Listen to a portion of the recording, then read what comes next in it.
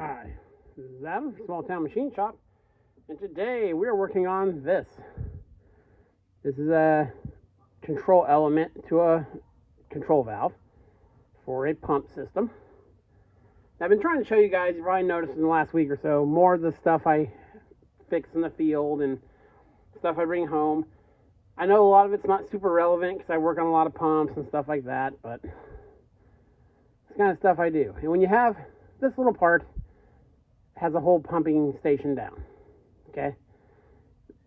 When you do work for farmers, stuff like that, they don't want to hear, I can get this part in 3 or 4 days. They go, make it work. So what's happened is this, there's a T, there's a solenoid valve.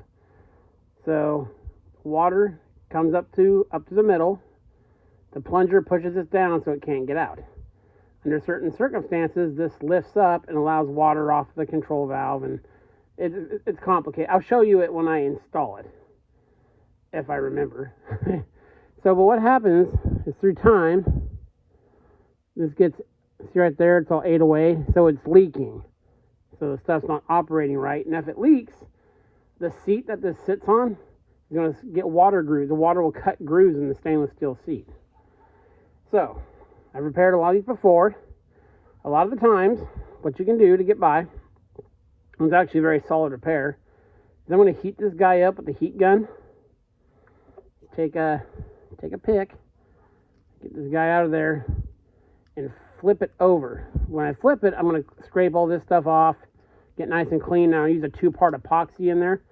This rubber part is affixed. You can see the remnants of the nut, where the nut was.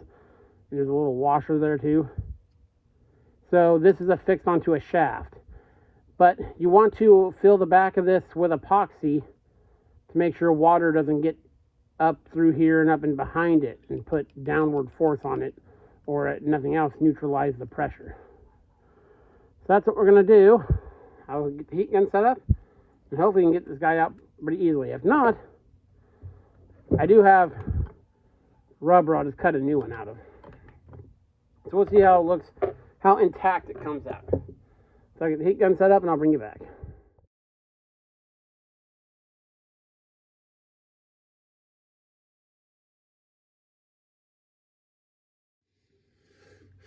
Okay, so what happened there is there was already water stuff being trapped behind it, and just the rubber obviously has little slits in it. It was already too contaminated, so it just kind of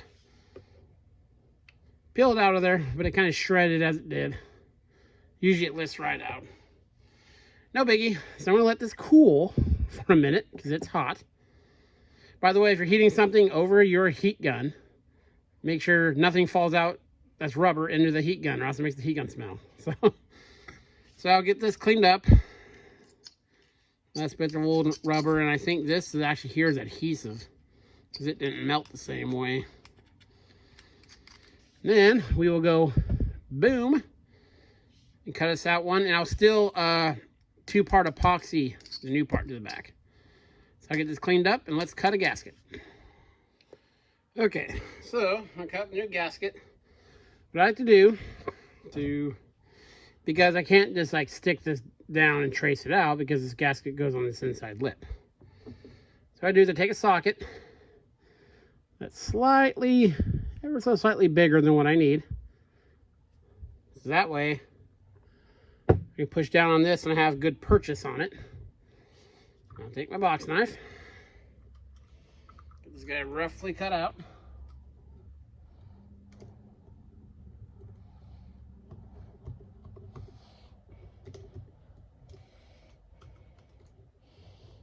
Always be careful when using a knife.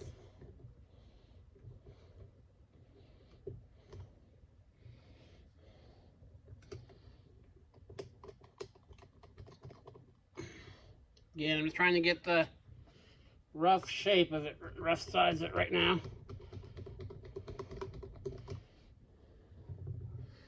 Now I'll get it cut out once it's out of this big sheet. I used to use hole saw bits, but they kind of tear it.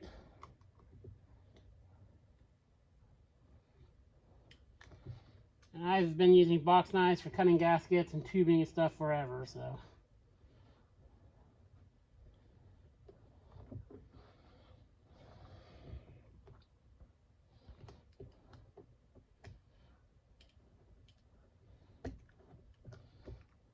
I thought I had a gasket punch this size.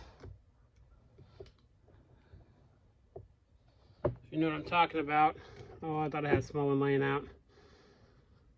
But thing with gasket punches and stuff like that, one of these. I thought I had one this size, but with that stuff, you know how it goes. You always have the size above and the size below. Never the one you need.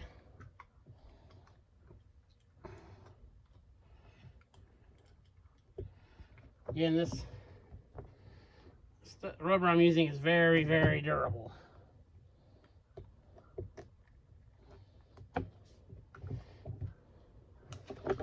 You want to always use a sharp blade.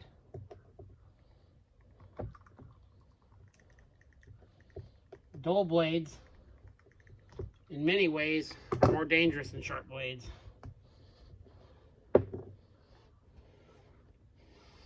Yeah, we're getting too much around there. Shit.